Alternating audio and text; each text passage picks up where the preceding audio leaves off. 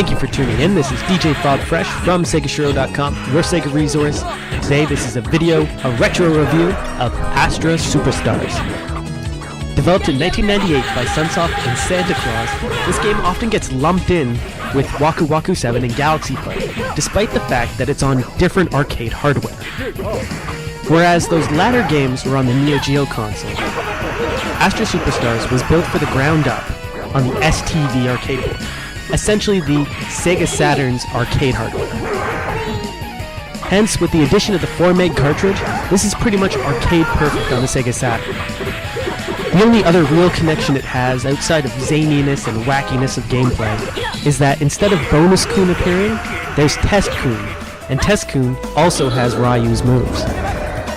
Astra Superstars is something to behold. The effects are blinding, the sprites are huge. The game ditches the typical anime aesthetic for a more children's storybook, Crayola, pastel-colored affair. It's actually quite nice and looks quite unique amongst fighting games. Unfortunately, the backgrounds are kind of static, but the game does run in the Saturn's high-res mode. Very obvious to anyone watching this video right now is that the most unique feature of Astra Superstars is the fact that your characters are constantly flying.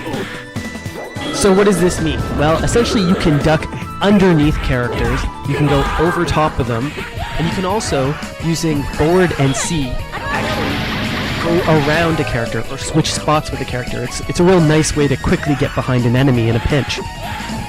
However, not being locked in the plane does have an effect on the controls. So obviously, you can't do regular controller inputs like in a Street Fighter game. So Astra Superstars has its own control methods. However, you need not worry because it is still very accessible, as Sunsoft actually wanted to develop this game for newcomers to the fighting genre. Each face button on the Saturn pad links to a different move. Now, this is different for each character. One character might use special attacks like magic, while another character might have big punches. Super moves are executed by hitting C and Z together, or B and Y together. A and X charges up your character. And while this is a bit simplistic and a bit MASH friendly, it does all combine, especially with combos, to create a functional, solid fighting game. Much of the game is in English. However, some of the minor options are not in English, so you'll need to fiddle around and do some trial and error to figure out exactly what's going on. And much like Waku Waku 7, Sunsoft is great at giving gamers a variety of versus options. One cool aspect of the story mode in the game is the fact that you can choose responses to either heat up or cool down an enemy. Now, I was never quite sure what was going on in this regard, but the heat up and the cool down system does have a bearing on the gameplay. Astra Superstars has 8 playable characters plus Test Kun in Versus mode. Each one of these characters is really unique. Because of their different playstyles, each character has their own rhythm to them. There's lots of interesting nuances to Astra Superstars gameplay. For example, blocking does no chip damage, however guards can be crushed very easily. And this will cause your character to be pinballed all across the screen. Like Vampire Savior, there's a brief portion of time where you can actually refill a small portion of your health. This makes dodging more important than blocking. You can dash forward or backwards by double tapping on the D-pad.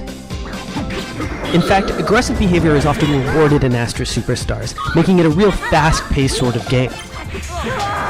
It's really easy to chain moves and super moves together, resulting in some massive combos. Your fighting is also ranked on the star ranking meter. Now, it's important to pay attention to this, because if, for example, you were to get to a round where both characters run out of time and both have different sets of health, the actual health bars won't matter. It will all come down to star ranking. All of these little nuances puts Astra Superstars in its own category. It's really unlike so many other fighting games out there. The fights are so fast that it's hard to blink while you play this game. In terms of presentation, once you have the 4 meg cartridge, there's very little load times outside of the initial one. All the rest are nicely masked with the various menu and presentational items.